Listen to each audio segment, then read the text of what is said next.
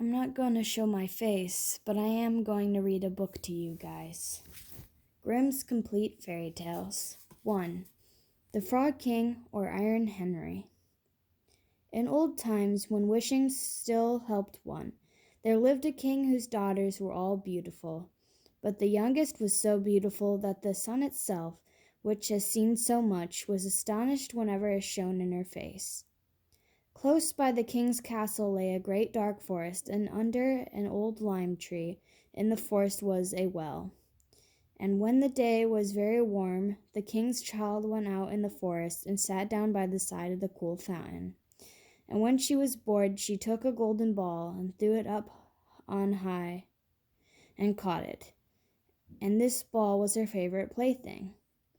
Now it so happened that on one occasion the princess's golden ball did not fall into the little hand which she was holding up for it, but on the ground beyond, and rolled straight into the water.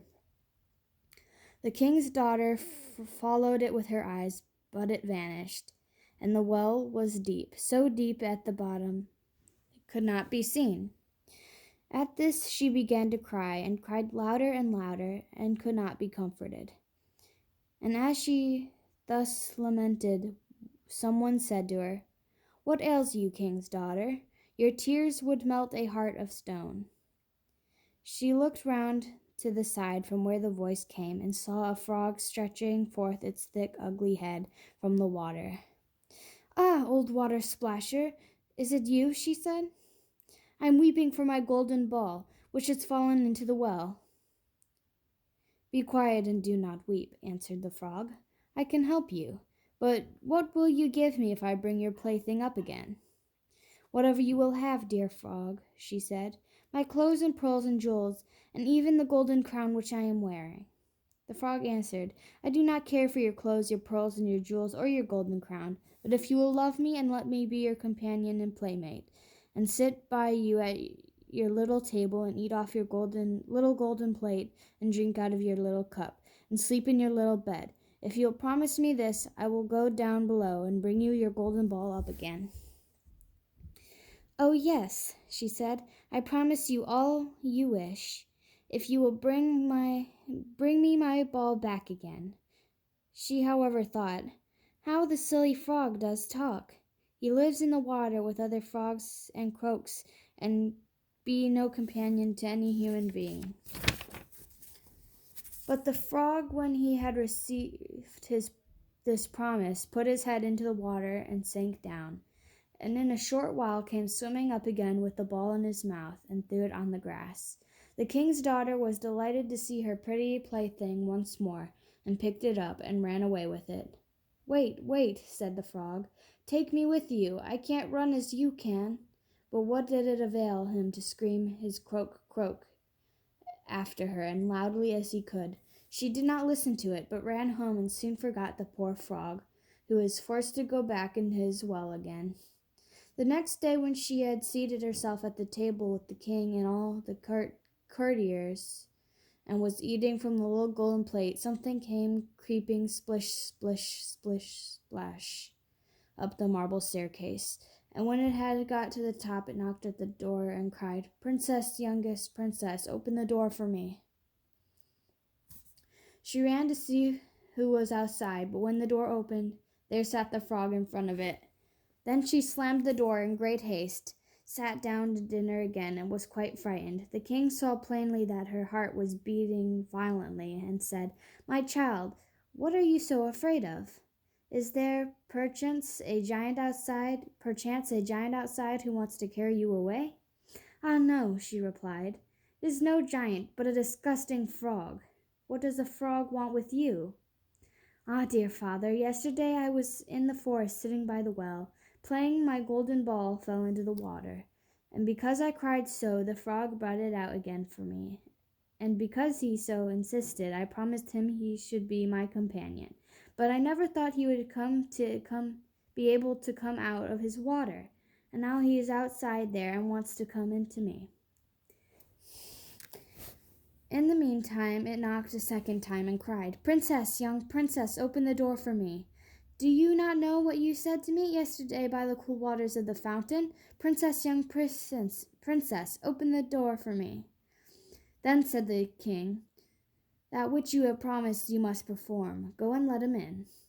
She went and opened the door, and the frog hopped in and followed her step by step to her chair. There he sat and cried, Lift me up beside you.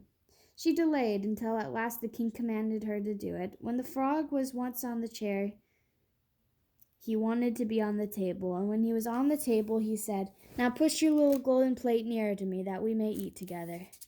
She did this, but it was easy to see that she did not do it willingly.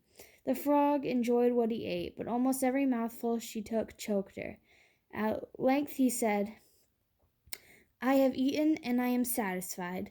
Now I am tired. Carry me into your little room and make your little silken bed ready, and we will both lie down and go to sleep. The king's daughter began to cry, for she was afraid of the cold frog which she did not like to touch, and which was now to sleep in her pretty clean little bed.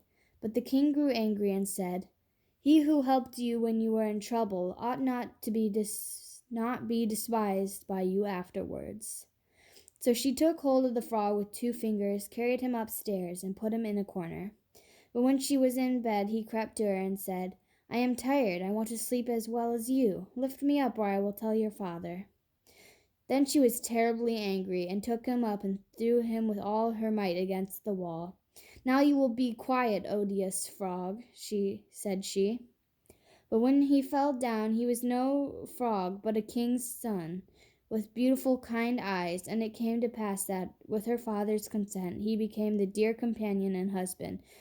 He told her how he had been bewitched by a wicked witch, and how no one could have delivered him from the well but herself, and that tomorrow they would go together to his kingdom. Then they went to sleep, and the next morning when the sun awoke them, a carriage came driving up with 8 white horses, which had white ostrich feathers on their heads, and were harnessed with golden chains, and behind stood the young king's servant, Faithful Henry. Faithful Henry had been so unhappy when his master was changed into a frog, that he had caused 3 iron bands to be laid around his heart, lest it should burst with grief and sadness. The carriage was to conduct the young king into his kingdom. Faithful Henry helped them both in, and placed himself behind again, and was full of joy because of this deliverance. And when they had driven a part of the way, the king's son heard a cracking behind him, as if something had broken. So he turned around and cried, Henry, the carriage is breaking. No, master, it's not the carriage, it's the band from my heart, which was put there in my great pain when you were a frog and imprisoned in the well. Again and once again, while they were on their way, something cracked, and each time the king's son thought the carriage was breaking. But it was only the bands which were springing from the heart of Faithful Henry, because his master was set free and was happy.